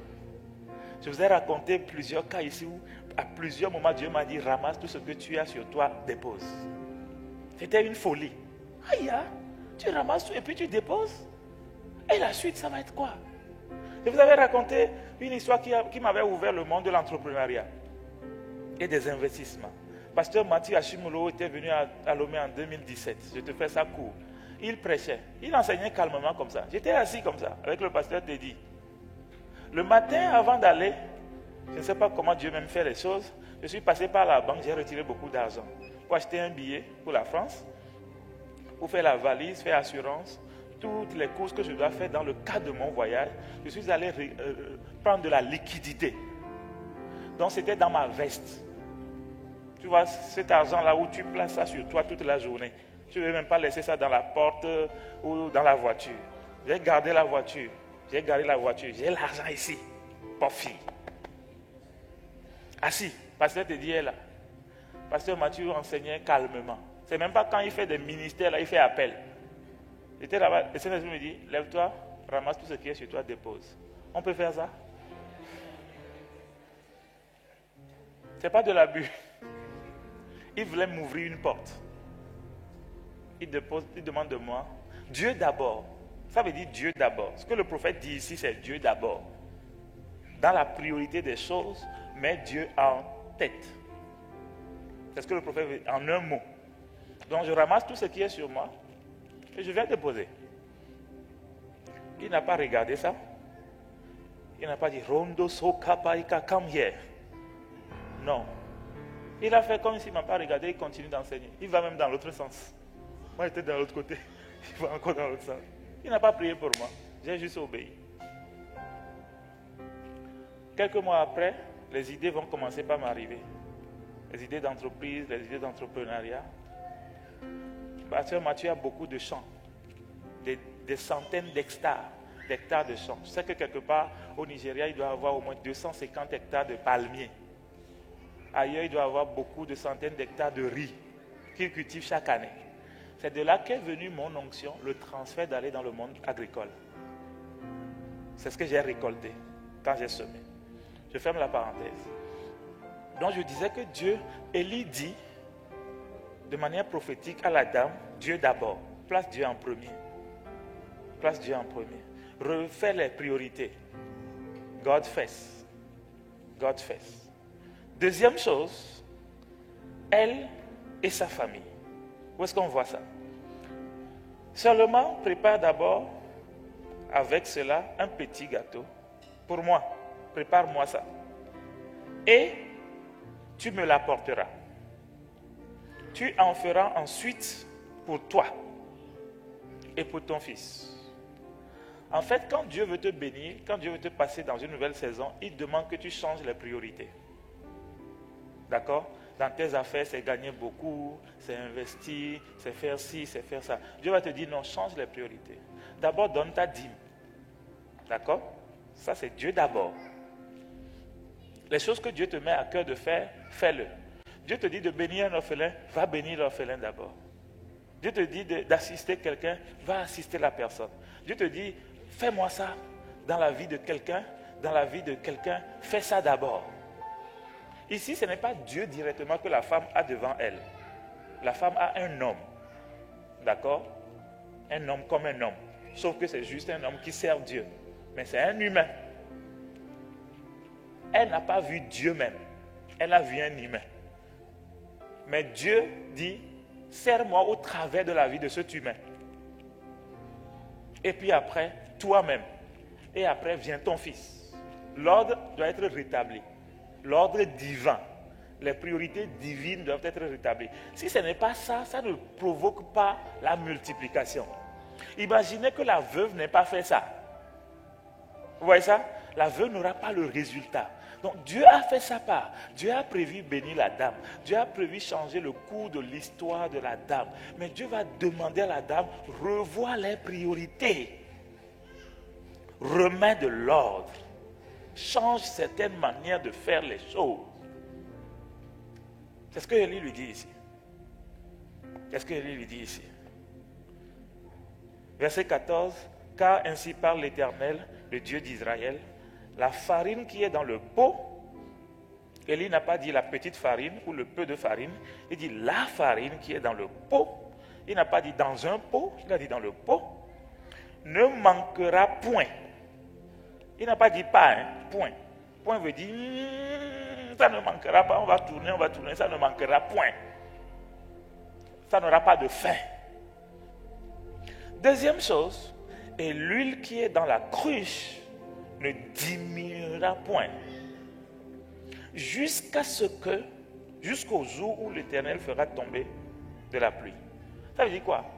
Pendant que la sécheresse va durer, pendant que les temps d'épreuve vont encore durer, Dieu va faire en sorte que rien ne diminue, que rien ne se perde.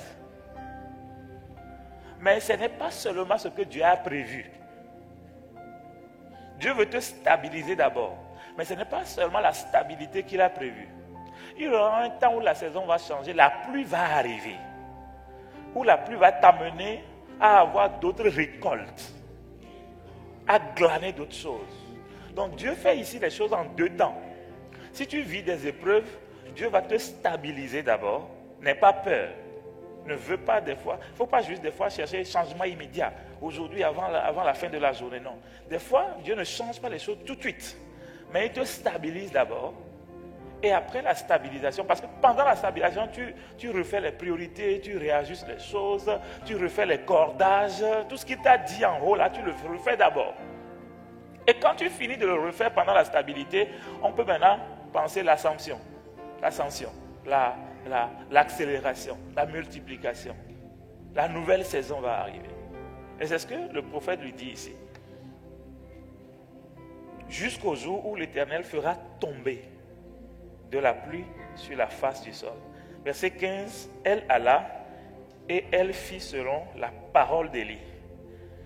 Écoute la suite. Et pendant longtemps, elle eut de quoi manger, elle et sa famille, aussi bien qu'Élie. Donc Élie n'a pas demandé un seul repas. Élie même est resté là-bas pendant longtemps. Des fois, Dieu ne va pas te demander de faire juste une action. Il va te dire, prends un engagement. D'accord? Prends un engagement. Il est arrivé des saisons de notre vie où Dieu nous a dit, prenez un orphelin. On n'est pas juste allé donner une fois ponctuellement à l'orphelin. D'accord? Mon épouse et moi, on a pris des engagements. On a dit, chaque mois, on va envoyer tel montant. Pour combien d'années, on ne sait pas. Mais on fait confiance en Dieu que chaque mois, il va nous donner pour nous et nous donner pour cet enfant qu'on avait pris en charge. On n'avait même pas encore d'enfant nous-mêmes. On a pris la décision juste quelques mois avant de nous marier. Parce que Dieu nous prépare une nouvelle saison. Et on a fait ça pendant des années. Dieu nous augmentait. On continuait de le faire. Dieu nous augmentait. On continuait de le faire. Et d'année en année, on est devenu capable de prendre beaucoup d'engagements à gauche, à droite. À gauche, à droite. La dernière fois, ma femme me disait, on est en vacances. On doit préparer la rentrée pour plusieurs enfants pour qui on doit donner la scolarité et les autres choses, au-delà de nos enfants. Et Dieu nous emmène de niveau en niveau où on peut prendre plusieurs engagements aujourd'hui. Donc, quand vous voulez le faire pour Dieu, si vous voulez que la bénédiction demeure, ne faites pas juste des actions ponctuelles, ne donne pas juste ta dîme ce mois, et après tu dis non, c'est coriace. Prends un engagement qui va être périn. D'accord? On dit périn ou bien pérenne? Prends un engagement qui va être continuel. On est d'accord, non? Et tu répètes ça, tu répètes ça, tu répètes ça. Que ça devienne ta nouvelle habitude. Acquiert de nouvelles habitudes. Si tu veux que la bénédiction soit gardée, acquiert de nouvelles habitudes. C'est ce que Dieu lui dit. Et pendant longtemps, elle eut de quoi manger et sa famille aussi bien qu'Élie. La famine qui était dans le pot ne manqua point et l'huile qui était dans la cruche ne diminua point, selon la parole que l'Éternel avait prononcée par Élie. Voilà l'histoire de la femme. Pour terminer, je ne sais pas si quelqu'un a compris ce que Dieu veut lui dire ce matin dans son cas précis. Adapte ça à ta situation. Apprends la leçon que Dieu veut t'apprendre. Mais je te répète le verset de la prophétie. Le verset de la prophétie dit, pour cette saison, élargis l'espace en préparant le futur. Élargis l'espace de ta tente, qu'on déploie les couvertures de ta demeure. Ne retiens pas, allonge tes cordages, c'est-à-dire fais des dépenses d'investissement, ne fais pas de dépenses de consommation. Réduis des fois les dépenses de consommation, pense aux dépenses d'investissement qui vont te ramener des retours sur investissement. Et affermis tes piliers, affermis ta prière, ta vie de parole, ta consécration à Dieu, ton amour pour Dieu, ton engagement pour Dieu. Ce sont des piliers, ce sont des piquets. Affermis-les parce que c'est ça qui va te soutenir, qui va faire que ta tente ne va pas être démolie par les vents, par les torrents qui vont arriver. Seigneur, nous te disons merci ce matin pour cette parole que tu nous envoies à cette église. Nous te disons merci pour ton fils, pour ta fille qui est connectée à ce moment, qui a entendu cette parole ou qui l'entendra demain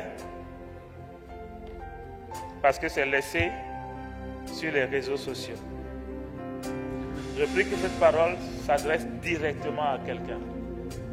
Que cette parole parle au cœur de quelqu'un. Que cette parole rentre dans une famille. Que cette parole rentre dans une activité. Que cette parole parle à quelqu'un qui doit changer de saison. À qui tu dis ne fais plus l'ancien boulot. Le temps de l'ancien boulot a changé. Change toi aussi l'espace. Refais les choses d'une autre manière. Il est vrai que je t'ai nourri par cette saison jusqu'à maintenant, par le peu. Mais j'ai changé de saison. Je t'emmène dans une saison de débordement. Je t'emmène dans une saison d'abondance. Mais tu as des ajustements à faire. Tu as des priorités à revoir. Tu as des choses à changer. Lokoton sapaidara. Okolebranda sato kaisata balava. Aide-nous à changer ce que nous devons changer. Aide-nous à revoir les priorités. Aide-nous, Seigneur. Ranto so balé yanta sata. Ikete samana, élève la voix, respire un moment. 2 minutes. Élève la voix en esprit si tu parles déjà en langue. Sinon, élève la voix en français un moment. 2 minutes. 2 minutes. Élève la voix. Vas-y. Asate Kabas. Si tu ne le fais pas, la saison changera, mais tu ne peux pas bénéficier. Si tu ne fais pas des ajustements qu'il faut faire, le changement viendra, mais tu ne peux pas l'expérimenter. Ce qui est sûr, c'est que le changement arrive. Ce qui est sûr, c'est que le changement arrive. Ce qui est sûr, c'est que le changement arrive. Lokoto Saba. Rande Kete Sabaraba. Rato Sabaraba. Restez là. Tout près de toi. Et restez là. Restez là. Restez là. Tout près de toi. Aide-moi à rester dans la prophétie. Restez là. À travailler sur moi. Restez là. À changer les choses. Restez là. Tout près de toi. Oh, je demande la grâce de rester là. La grâce de rester là. Restez là. Restez là. Tout près de toi. Je demande la capacité. Restez là. Restez là. Restez là. Tout près de toi. Restez là. Restez là. Restez là. Restez là. Restez là. Restez là. Tout près de toi. Une deuxième prière qui monte dans mon cœur. Demande la grâce de changer ce qu'il faut changer. Maintenant. De faire ce qu'il faut faire maintenant. Qui est la priorité. Je vous disais dimanche passé que le fait que j'étais retourné à l'école était une direction divine. Je ne sais pas encore pourquoi je devais retourner. Mais je suis dans un processus de m'équiper davantage. En retournant sur les bancs, je suis en train d'élargir l'espace de ma tente en termes de compétences. En retournant faire des études, je suis en train de déployer mes capacités futures. Demande maintenant à Dieu, montre-moi ce que je dois faire dans cette saison pour mieux me préparer pour la saison qui arrive. Demande ça, c'est simple comme prière. Qu'est-ce que je dois faire aujourd'hui? Qu'est-ce qui doit devenir ma priorité aujourd'hui? Qu'est-ce que tu attends de moi aujourd'hui? Pour élargir, pour déplier, pour me préparer pour la nouvelle saison. Montre-moi. Montre-moi. Montre-moi. Et donne-moi la capacité de le faire. Rato Satas.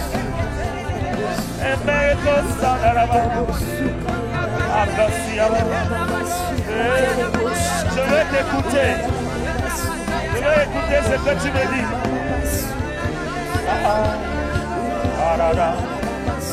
Restez, restez, je veux rester. Restez là. Aide-moi, restez. Restez là. Aide-moi, restez. Restez là. Tout près de toi. Il n'a pas dit que tu coulerais. Il n'a pas dit que tu sombrerais. Il a dit, allons, allons de l'autre bord. Ce n'est pas un chant, écoute-le encore, c'est une déclaration. Il a dit, il n'a pas dit que la situation aura raison de toi. Il n'a pas dit que tu vas te diminuer jusqu'à t'éteindre. Il n'a pas dit que les difficultés que tu vois aujourd'hui vont demeurer éternellement. Il n'a pas dit ça. Il n'a pas dit ça. Il n'a pas dit ça.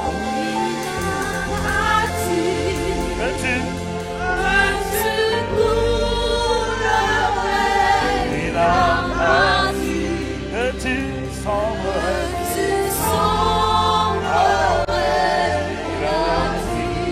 Il a dit.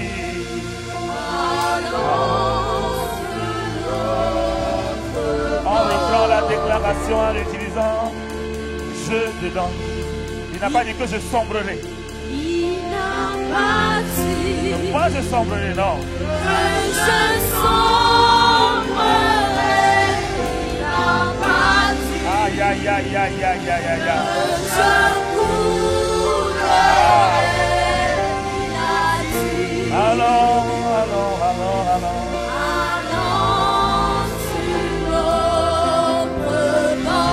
Il n'a pas dit que je vais rester dans la situation là où je suis actuellement. Il n'a pas dit que je vais rester dans les réfléchissements. Je coulerai. Il n'a pas dit que je sombrerai. Il a dit allons.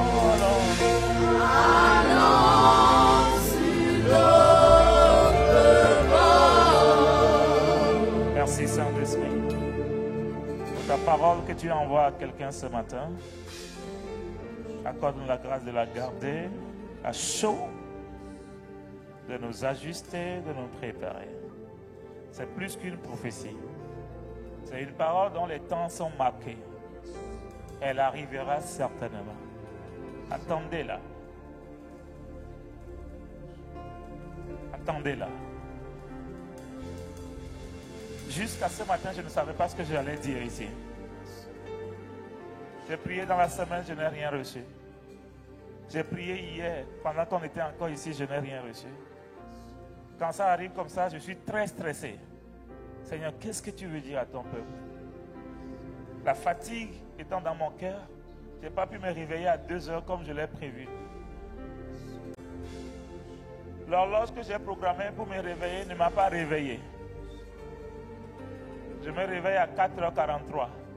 Trop tard pour préparer un message. Je commence par prier. Aucun message. 5h est rentré. 5h, je dois commencer par dire je plie les choses. Il faut se lever, aller commencer par se préparer pour arriver à l'église. J'ai dit, Seigneur, tu me dis rien pour ton peuple? Il m'a dit, je t'ai déjà parlé. J'ai dit, ah bon? Aide-moi à me rappeler. Et je commençais par rendre grâce parce qu'il m'a déjà parlé, même si je ne sais pas ce qu'il m'a dit. Et puis j'entends le verset. Après 5 heures ce matin. Ce que je viens de te dire, je ne l'ai pas préparé. Ça a coulé comme ça. Le peu a coulé. Quand Dieu parle de cette manière, pourquoi je te le dis? Quand Dieu me traite de cette manière, c'est très stressant pour moi. Mais souvent, les paroles que je reçois à la dernière minute, elles sont des paroles chaudes pour quelqu'un. C'est comme ça que Dieu me conduit. Ce n'est pas un enseignement que j'ai prévu, que j'ai préparé. Et pourquoi je dis c'est une parole ponctuelle, mais c'est une prophétie. Je bénis le Seigneur de m'avoir rendu capable d'écouter et d'essayer de te l'expliquer. Mais prends ça, va chez lui. Demande-lui des directives. Il va te donner des précisions que moi je ne peux pas te donner. Mais lui te connaît. Il va te donner des précisions. Donc ne le prends pas comme une parole dont on vient de mettre le point final. Non. Moi je mets la virgule. Tu prends ça, va chercher Dieu. Mais il a des choses claires à te dire. Je suis convaincu de ça. Au-delà de l'église, individuellement, Dieu parle à nous tous. Prenez cette parole, allez le chercher. Demandez-lui des directions claires.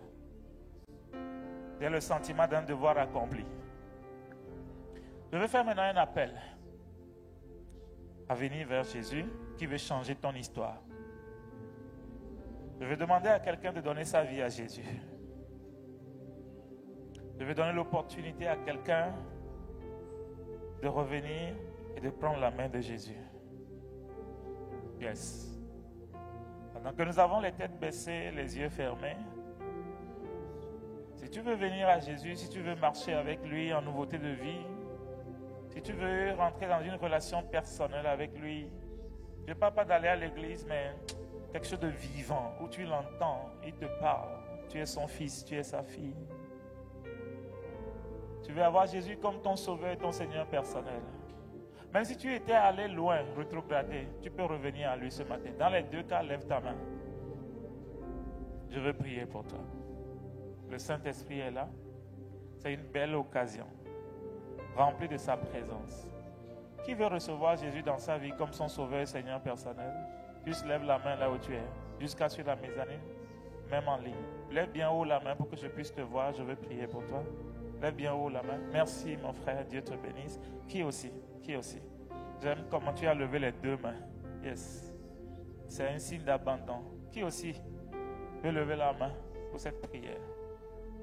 Même si tu es le seul. Ah, merci mon frère. Toi aussi. Qui aussi encore? Est-ce que vous pouvez vous tenir debout, vous qui avez levé la main? Yes. Merci. Tenez-vous debout comme un engagement. Dieu vous a parlé ce matin. Levez-vous.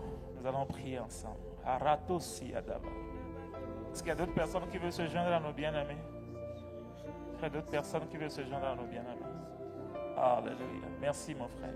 Est-ce qu'il y a d'autres personnes encore qui veulent se joindre à eux? Vous qui êtes levés, je vous prie de faire cette prière avec moi. De tout votre cœur, de la répéter avec moi. Et dites avec moi, et l'Église va nous accompagner. Seigneur Jésus, merci d'avoir parlé à mon cœur ce matin. Je réponds oui à ta parole. Me voici. Je veux marcher avec toi. En nouveauté de vie. Dans une nouvelle saison. Je te demande pardon pour mon égarement et pour mes péchés. Je me répands de ces péchés. Je te demande de me laver et de me rendre pur. Donne-moi ton Esprit Saint, ta capacité pour vivre pour toi. Je m'engage à te suivre le restant de ma vie. Je te remercie de m'avoir pardonné et d'être venu dans ma vie.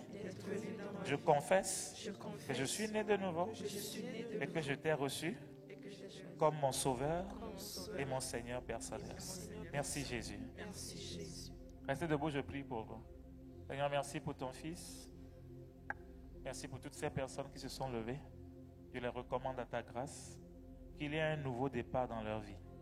Que l'ancienne saison soit totalement passée et qu'il y ait une nouvelle saison, Ratosaka, qui commence.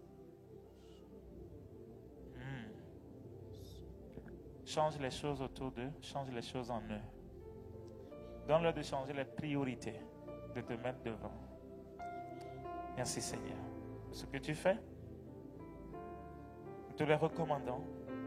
Nous demandons aussi la sagesse pour les accompagner. En ton nom Jésus, nous avons prié et reçu, avec action de grâce.